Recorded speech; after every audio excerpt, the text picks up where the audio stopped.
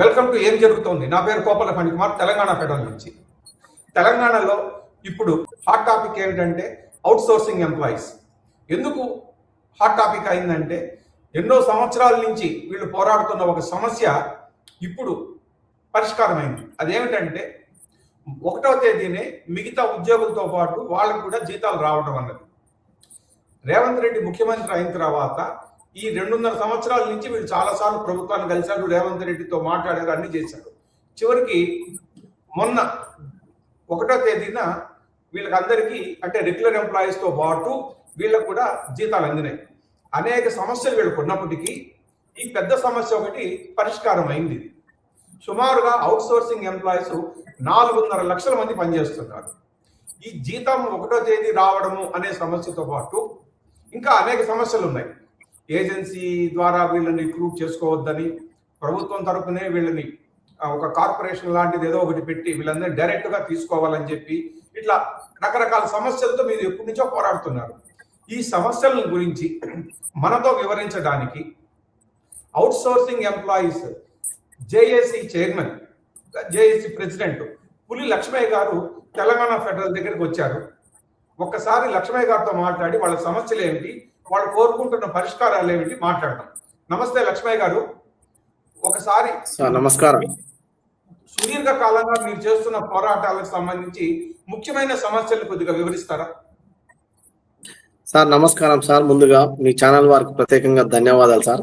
ఈ రోజు తెలంగాణ రాష్ట్రంలో సుమారుగా 4.5 లక్షల మంది పైచిలకు అవుట్ సోర్సింగ్ ఉద్యోగస్తులు అన్ని డిపార్ట్మెంట్లో, శాఖల్లో, సంస్థల్లో, గ్రామ పంచాయతీ నుంచి రాష్ట్ర స్థాయి వరకు పనిచేస్తా ఉన్నారు. ఇలా అనేక దశాబ్దాలుగా పనిచేస్తా ఉన్నారు. ఇవాళ కనీసమైన సరైన సమయానికి జీతాలు లేక, అటు అధికారుల వేధింపులతోని, ఇటు ఏజెన్సీల వేధింపులతోని సరైన ఉద్యోగ భద్రత లేక అనేక రకాల సమస్యలు సతమతం అవుతూ మాలాంటి కొంతమంది ఉద్యోగస్తులు కూడా చనిపోవడం కూడా చాలా సార్లు సందర్భాల్లో జరిగినాయి. కొంతమంది ఆర్థిక బాధలు భరించలేక ఉద్యోగాలు వదిలేసిన సందర్భాలు ఉన్నాయి సార్.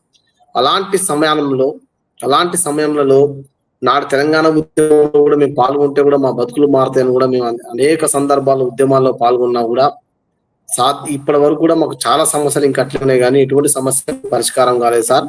ఇప్పుడు నిన్న 1వ తారీఖు నాడు గౌరవనీయ రేవంత్ రెడ్డి ముఖ్యమంత్రి గారు ఖచ్చితంగా అవుట్ సోర్సింగ్ ఉద్యోగస్తులకు ఎట్టి పరిస్థితుల్లో జీతాలు 1వ తారీఖు చెల్లించాలి అనే నినాదం ఇచ్చి ఏదైతే ఒక జీవో ఇచ్చిండో ఆ జీవోని మాత్రం నిన్న ఫైనాన్స్ డిపార్ట్మెంట్ వారు ఖచ్చితంగా అమలు చేసి రాష్ట్రంలో సుమారుగా 75% పైచిలకు అవుట్ సోర్సింగ్ ఉద్యోగస్తులకు 1వ తారీఖు జీతం తీసుకున్నమాట వాస్తవం. అది చాలా మా అవుట్ సోర్సింగ్ ఉద్యోగస్తులకు కూడా ఒక మంచి శుభ పరిణామాన్ని మేము భావిస్తా ఉన్నాం సార్. ఎందుకంటే ఇలా సమయానికి 1వ తారీఖు జీతం. మీ పోరాటం ఫలించినందుకు మీకు అభినందనలు సార్. ప్రత్యేకంగా ధన్యవాదాలు సార్. అయితే మేము అనేక మంది కలిసి ఒక జేఏసీని ఏర్పాటు చేసుకొని, జేఏసీ అంటే ఏ రాజకీయ పార్టీకి అందమందంగా లేకుండా ఉద్యోగస్తులందరం ఏకమయ్యి దీని అనేక దశాబ్దాలుగా మన అనేక సంవత్సరాలుగా పోరాటం చేస్తున్నాం. ఇందిరా పార్క్ దగ్గర 15-20 వేల మందితో ఇందిరా పార్క్ దగ్గర మహాధరణ నిర్వహించాం సార్ పెద్ద ఎత్తున. అదే గవర్నమెంట్ కు ఒక పెద్ద సభ కూడా పెట్టినాం. మేము అనేక నిరసన కార్యక్రమాలు చేసినాం. ముఖ్యంగా మేము అడుగుతున్నది అంటే ఈ ఎప్పుడైతే జీతాలు పెండింగ్ ఉన్నాయి అనే సమస్యని ఇవాళ తీసుకుపోవడం వల్ల ఒక సమస్య అనేది పూర్తి స్థాయిలో పరిష్కారం అయింది సార్. దీన్ని ఈ ఒక్క నెలతోనే కాకుండా ప్రతి నెల కూడా గవర్నమెంట్ 1వ తారీఖు ఖచ్చితంగా ఇచ్చే విధంగా అమలు చేయాలని చెప్పి మరొకసారి మీ ఛానల్ ద్వారా ప్రభుత్వాన్ని నేను కోరుకుంటున్నాను సార్. ఇక రెండోది ముఖ్యంగా ఏజెన్సీ వ్యవస్థ అని ఒక దళారీ వ్యవస్థ ఉంది సార్, మాకు ప్రభుత్వానికి మధ్యలో ఉంది. ఈ ముఖ్యంగా అసలు మేము అడుగుతున్నది కూడా ఈ దళారీ వ్యవస్థను రద్దు చేయండి.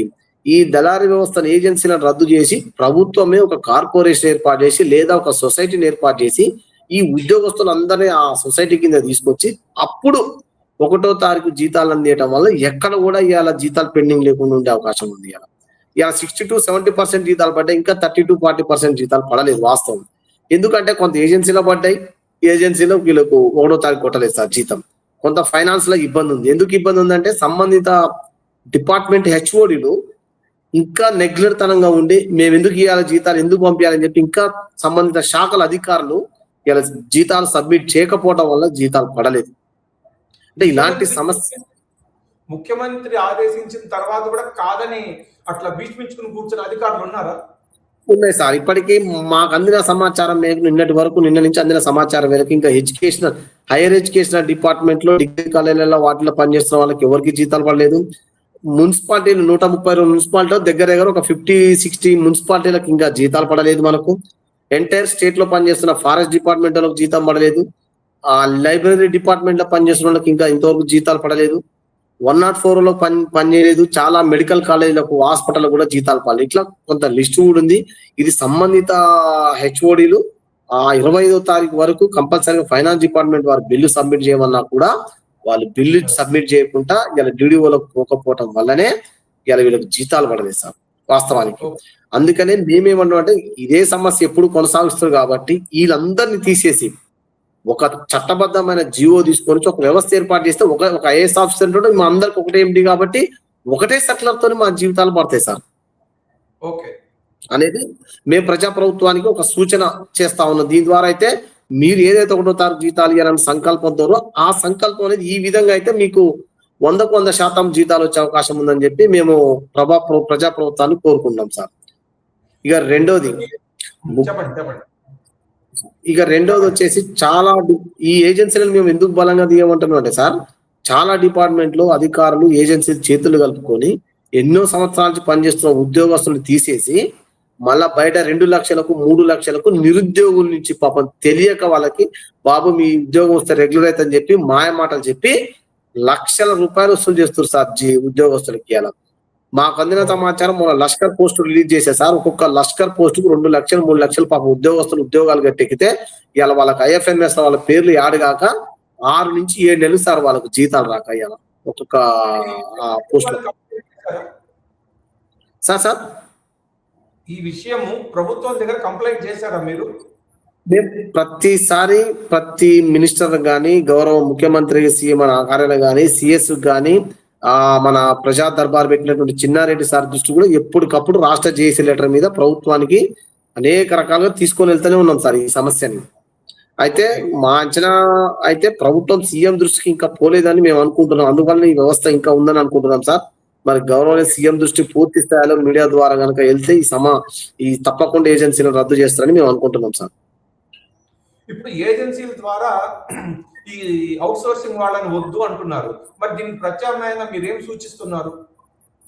ఇప్పుడు చాలా రాష్ట్రాలలో కూడా మన పక్కన ఉన్నటువంటి ఆంధ్రప్రదేశ్ లో కావచ్చు, ఇటు సైడ్ ఉన్న ఉత్తరప్రదేశ్ లో కావచ్చు, అటు సైడ్ ఉన్న కర్ణాటక స్టేట్లలో కూడా ఒక కార్పొరేషన్ ఏర్పాటు చేసి ప్రభుత్వమే అవుట్ సోర్సింగ్ ఉద్యోగస్తులందరినీ ఆ కార్పొరేషన్ కొడుకుని తీసుకొచ్చి అలా 1వ తారీఖు జీతాలు అందిస్తున్నారు.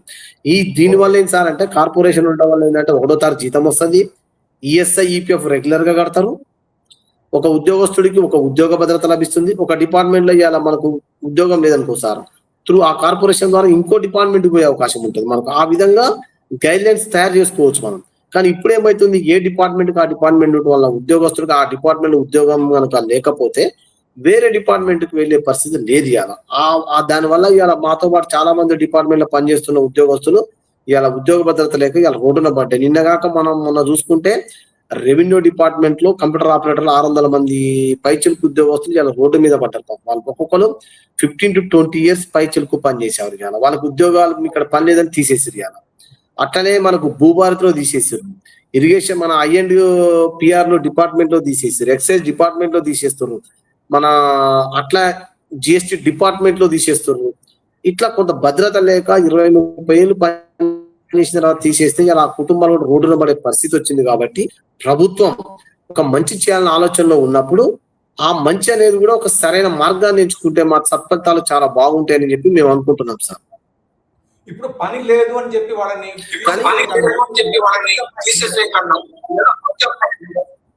వాస్తవం సార్, అదే పని లేదని తీసేసే బదులు మీరు అన్నట్టు ఇంకో డిపార్ట్మెంట్ కేటాయించడం వల్ల ఇలా చాలా డిపార్ట్మెంట్ లో వేకెన్సీస్ చాలా ఉన్నాయి సార్. కానీ ఆ వేకెన్సీస్ ను ఈ విధంగా ఫుల్ఫిల్ చేయడం వల్ల వాళ్ళకు కూడా పని దొరికింది కదా సార్. మనకు రోడ్డు మీద వేయకుండా ఇలా మనం ఒక చిన్న ఎగ్జాంపుల్ తీసుకుంటే సార్, ఒక 20-25 ఏళ్లకు ఒక ఉద్యోగస్తుడు 20 ఏళ్ళు పనిచేస్తే 45-50 ఏళ్ళు వచ్చాయి సార్ ఆ ఉద్యోగస్తుడికి. ఇలా మీరు 45 ఏళ్ల తర్వాత ఆ ఉద్యోగస్తుని తీసేస్తే ఇలా ఇంకెక్కడ పోయి పనిచేస్తారు సార్? ఎక్స్పీరియన్స్ సర్టిఫికేట్ ఉండదు, వేరే కాడికి పోతే ఎక్స్పీరియన్స్ పనికిరాదు. మరి ఈ కుటుంబం రోడ్డున పడ్డట్టే కదా సార్. ఈ కుటుంబాలు కూడా మన కుటుంబాలే కదా, మన తెలంగాణ కుటుంబాలే కదా ఇవి కూడా ఉద్యోగస్తులు కూడా. అందుకనే గవర్నమెంట్ ఒక ప్రత్యామ్నాయంగా ఒక ప్రణాళిక ప్రకారం దీన్ని సరైన పద్ధతిలో కనుక తీసుకెళ్లగలిగితే 5 లక్షల మంది కుటుంబాలకు ఇలా ప్రజాప్రభుత్వం నిజంగా ఇందిరమ్మ రాజ్యం అవుతుందని చెప్పి మేము ఆశాభావం వ్యక్తం చేస్తూ, ఏది ఏమైనా కూడా దశాబ్ద కాలంలో మాకు ఇలా జీతాలు అందని పరిస్థితిని ఇలా 1వ తారీఖు మాత్రం నిజానికి ఇలా జీతాలు అందించినందుకు ముఖ్యంగా రేవంత్ రెడ్డి గారికి ప్రజాప్రభుత్వానికి అయితే మా తరపున ప్రత్యేకంగా కృతజ్ఞతలు ఖచ్చితంగా తెలియజేసుకుంటున్నాం సార్. ఇప్పుడు మీ సమస్యలు అలాగే ముఖ్యమంత్రిని ఎవరైనా అంటే కలిసి మాట్లాడారు సార్, మేము దాదాపు రాష్ట్రంలో ఉన్న వాళ్ళందరికీ కూడా ప్రజాప్రతినిధులందరికీ కూడా మా సమస్యని మేము వివరించడం జరిగింది. అందులో భాగంగానే ఇలా 1వ తారీఖు జీతం అందుకోవడం అనేది ఒక మాకు మంచి శుభ పరిణామం. అలాగే యాక్సిడెంటల్ ఇన్సూరెన్స్ 30 లక్షలు మినిమం అవుట్ సోర్సింగ్ ఉద్యోగస్తులు కూడా మొన్న 25వ తారీఖు నాడు ముఖ్యమంత్రి గారు రవీంద్ర భారతి వేదికగా కూడా మనకు ఆ పథకాన్ని ప్రారంభించారు. అది కూడా అవుట్ సోర్సింగ్ ఉద్యోగస్తులకు వర్తింపజేయడం మాకు శుభ పరిణామం. అలాగే రెగ్యులర్ ఉద్యోగస్తులకు ఇస్తున్నటువంటి ఎంప్లాయ్ హెల్త్ కార్డు కూడా తొందరలోనే అవి మాకు కూడా ఇవ్వాలని మేము కోరుకుంటున్నాం. ఈ 3 ఇస్తూ ముఖ్యంగా ఏజెన్సీ విధానం అనేది పూర్తిగా రద్దు చేసి ఒక ప్రభుత్వమే ఒక చట్టబద్ధమైనటువంటి ఒక కార్పొరేషన్ గాని సొసైటీని ఏర్పాటు చేసి వీళ్ళందరూ అందులో భాగస్వామి కనుక చేసి నేరుగా జీతాలు అందిస్తే ఇన్ని లక్షల మంది ఉద్యోగస్తులు ప్రభుత్వానికి కృతజ్ఞతగా ఉంటారు సార్. ఇవాళ తెచ్చుకున్న తెలంగాణలో వాస్తవానికి అనేక ఇంకోటి సార్, అతి తక్కువ వేతనాలు ఇవాళ జీతాలు కూడా మేము చెప్పుకోలేని పరిస్థితి ఉంది సార్. 10,000, 12,000, 13,000 సార్ మాకు వచ్చే జీతాలు కూడా. మేమేమంటున్నాం, సుప్రీంకోర్టు 2017లో కూడా మనకు గైడ్లైన్ సార్ ఏమనిచ్చిందంటే, అవునండి, ఇప్పుడు మీ సమస్యల కోసం ఇన్ని సంవత్సరాల నుంచి పోరాడుతున్నారు కదా.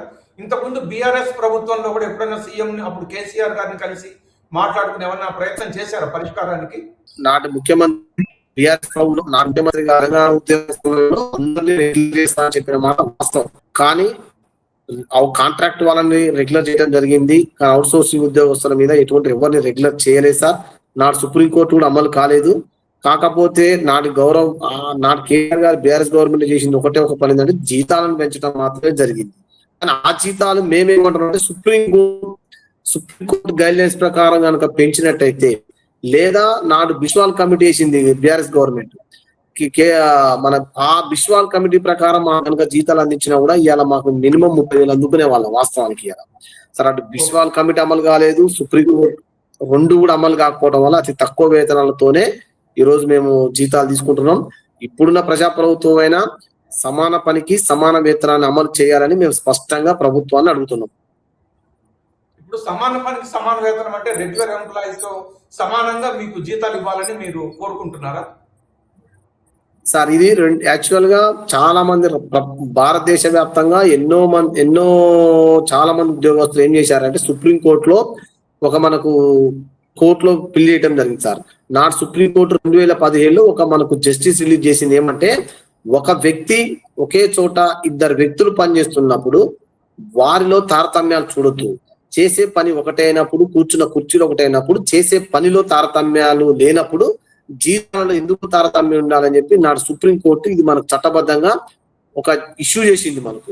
దాని ప్రకారం ఏంటంటే రెగ్యులర్ ఉద్యోగస్తుడితో సమానంగా, అంటే ఆ ఉద్యోగస్తుడి యొక్క బేసిక్, ఆ ఉద్యోగస్తుడి యొక్క డిఏ కొన్ని మాత్రం, అంటే హెచ్ఆర్ఏలు అట్లాంటివి రావు.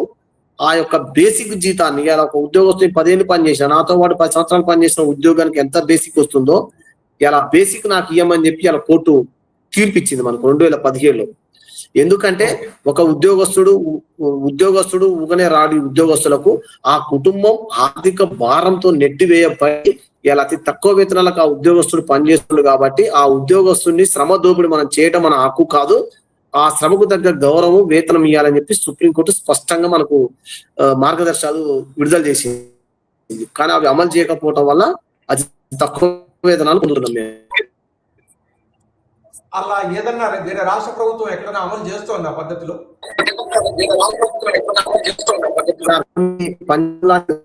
ఉద్యోగస్తుల్ని రెగ్యులర్ చేయడం జరిగింది.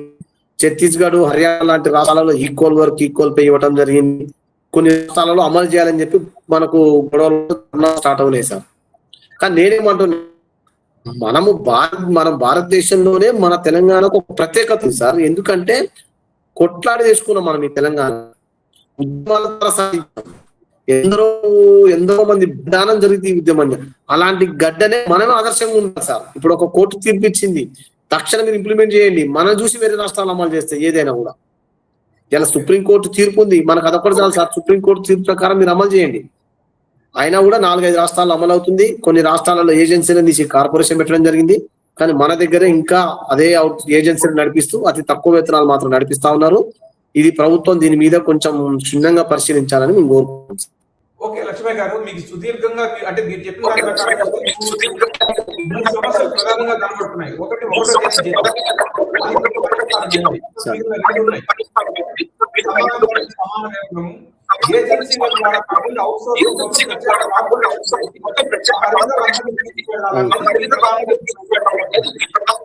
ఉద్యోగ భద్రత అంతే సార్. ఈ 3 ఉద్యోగ భద్రత కలిపి 3 ప్రధానమైన కలిపి ముఖ్యమంత్రి రేవంత్ రెడ్డి సానుకూలంగా స్పందిస్తారని ఈ సమస్య పరిష్కారం అవుతుందని కోరుకుంటున్నాను. Sir thank you sir. మీ విషయాలను, మీ సమస్యలు పరిష్కారాన్ని మాతో ధన్యవాదాలు. మరో సమస్యతో మళ్ళీ